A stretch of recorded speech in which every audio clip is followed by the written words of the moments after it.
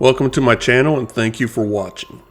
While I was away with my move, Nuclear War Simulator did a big update and now do longer term effects with Fallout. They break down casualties between casualties from the explosion and casualties from cancer, among other things. So I thought it was a good time to revisit my World War III realistic escalation scenario. When I originally did this scenario, during week 1, the Pacific and European theaters were combined. I am separating them this time to keep it a little more tight. So I'm going to do the Pacific theater first, and then we'll do week 1 of the European theater. This base scenario is going to be very similar to the original run through. It starts with a North Korean accidental detonation. North Korea has never tested an ICBM with a live warhead. In fact, worldwide, this is very rarely, if almost never, done. The US has done it one time with a sub-launch ballistic missile with a live warhead, tested it in an atmospheric explosion. And I believe Russia and China did it, although there wasn't a lot of transparency when it comes to that. So after some rounds of escalation, North Korea makes a decision to test a live warhead, and unfortunately for them, it detonates 5,000 meters above Tokyo. The US will respond with cruise missile strikes from an Ohio-class cruise missile sub across multiple North Korean military bases. China will then respond with conventional cruise missiles striking the THAAD battery that's stationed in South Korea, which has always been a sore spot for China. The United States will then respond with a very limited nuclear strike using the W-76-2, which is a 6 kiloton warhead, which was only recently deployed, giving the US a low yield capability in the nuclear realm. They're going to do a detonation over some mobile Chinese nuclear launchers. While this happens, there's going to be a conventional engagement between a US carrier and the Dongfeng 21 Delta carrier killer missiles. We're going to switch over to Command Modern Operations to take a look at that. After that happens, the US will then launch a decapitation strike attempting to destroy the Chinese nuclear capabilities.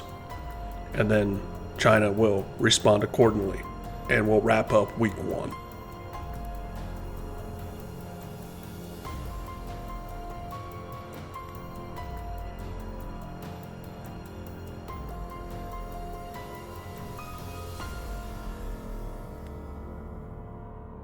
North Korea has initiated their test launch of the Hwasong-15 missile. It is fitted with a single warhead of unknown yield size. It is going to detonate 5,000 meters above Tokyo. This was not planned and would be a error in the trajectory, which will lead to further escalation. You really botched that one, Rocket Man. The US is now launching a conventional retaliation strike using one of the Ohio-class subs that are outfitted with cruise missiles rather than the Trident II ballistic missiles.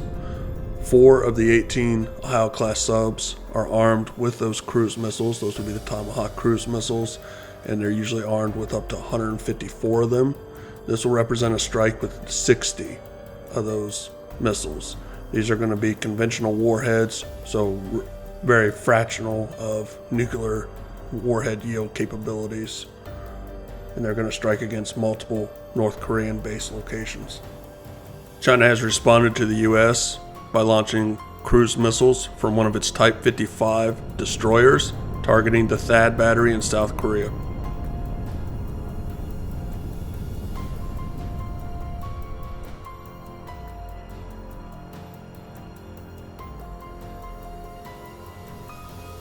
U.S. satellite intelligence detects 2 mobile Dongfeng 26 launchers, and the U.S. targets with a low yield missile Trident II W-76-2 missile and eliminates them.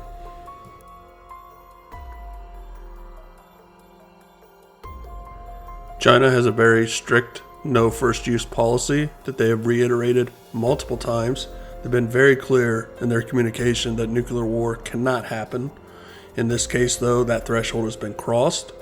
They respond with a warning shot by firing a nuclear warhead over Guam in a depopulated section and detonating at a very high altitude to minimize any casualties. We have switched over to Command Modern Operations to simulate a conventional engagement between the United States and China involving a U.S. carrier strike group against the Dongfeng 21 Delta so-called carrier killer missiles. So after the high altitude detonation over Guam, an order was given for the U.S. carrier group to approach China. China is going to respond with a massive ballistic missile strike. The U.S. carrier is escorted by two Arleigh Burke Aegis-equipped ballistic missile defense ships to provide cover.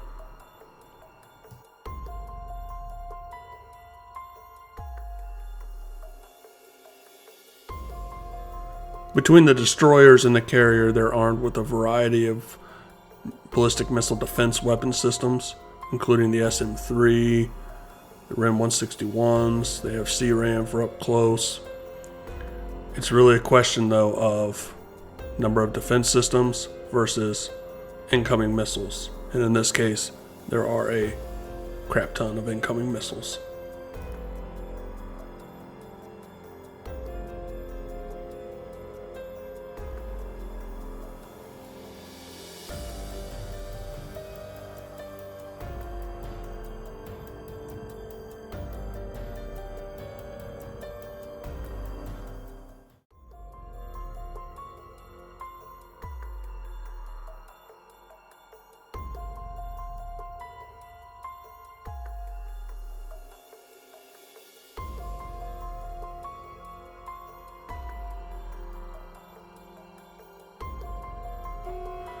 The ships have started to detect the incoming Chinese missiles, so they're going to be preparing to launch their defensive countermeasures.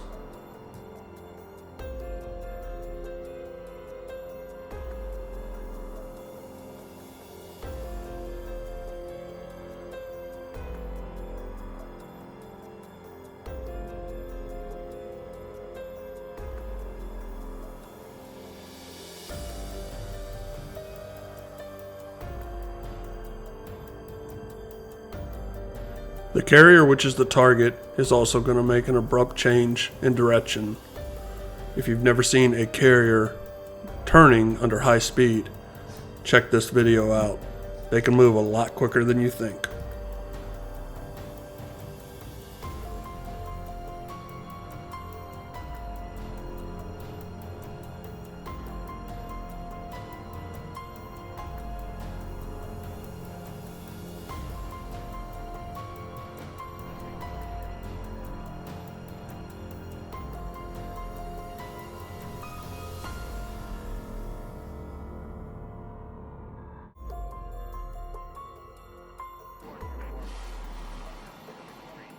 We have multiple weapon systems trying to engage the incoming ballistic missiles.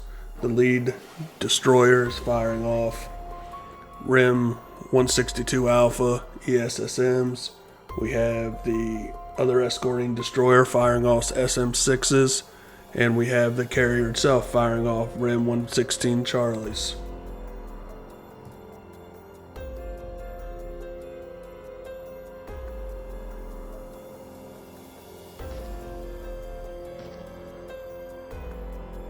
Several of the incoming missiles are being successfully intercepted, but I am seeing what looks like several penetrating the layered defense systems.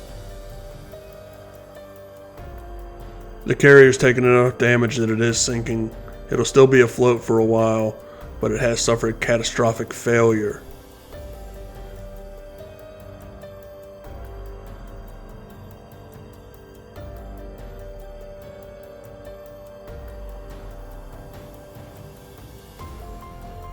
With the sinking of the carrier and the nuclear detonation over Guam, the United States has decided that playtime is over. To quote Shonuff from The Last Dragon, they have launched a decapitation strike against the Chinese nuclear capabilities from one of their Ohio-class ballistic missile subs. With the sinking of the carrier and the nuclear detonation over Guam, the United States has decided that playtime is over. To quote Shonuff from The Last Dragon, they have launched a decapitation strike against the Chinese nuclear capabilities from one of their Ohio-class ballistic missile subs. Chinese satellites detect the incoming missiles and, fearing for the loss of their nuclear systems, give the order to make a counter-value strike against the United States.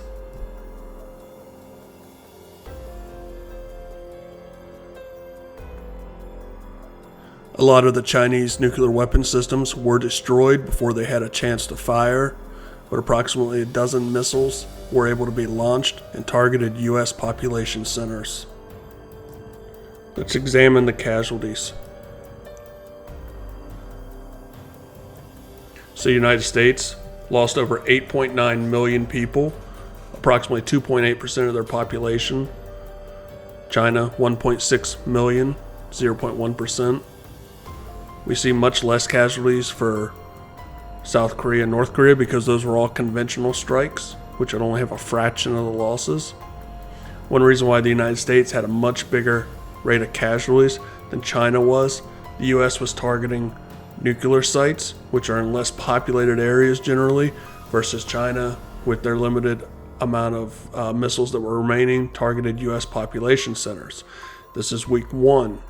The U.S. still has a huge nuclear capability. Even a single Ohio-class ballistic missile sub targeting Chinese cities could cause 30 to 40 million casualties easily. Taking a look here, we do see 8.9 million casualties, 973,000 cancer fatalities, having to evacuate over almost 300,000 square kilometers. So definitely a little bit more to explore in the nuclear war simulator now. I like this new look. I hope they add more things to it. And we're going to continue revisiting the series as I kind of tighten it up a little bit. Now they look at Fallout 2. This is short-term Fallout. Now you see long-term Fallout, which is a greater area. And we'll take a look at the same thing in China. Short-term Fallout, long-term Fallout. So it'll be interesting to explore this. Also, I'm adding more conventional capabilities into the nuclear war simulator, but integrating command module operations into it now, like we saw with the carrier. Very rudimentary at the moment, but it's going to get more and more advanced, especially as we revisit the European theater week one. So even if you watch the original series, check this out. We're going to see a lot more in depth, and I think a better product overall.